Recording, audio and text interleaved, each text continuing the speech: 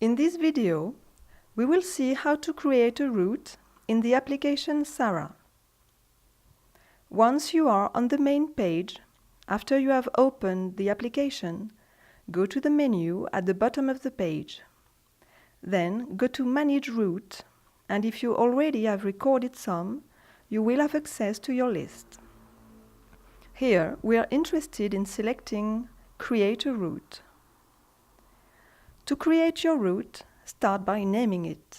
Then choose whether the people who will have access to it should benefit from the CMG and speed data, which we have explained in the last video, as you activate or deactivate these criteria. Next, you may add your first mark. On the page Create a Mark, choose first if you are using a new mark or reusing an existing mark. That is, a mark you have already created before, if, for instance, your sailors come twice by the same buoy. Begin with creating a new mark by giving it a name. Then, choose whether this is a simple mark, a door, passing through two buoys, a start, or an arrival. Take, for example, the start. You can then manually enter the coordinates of the start pin and of the committee boat and indicate if they should be left starboard or port.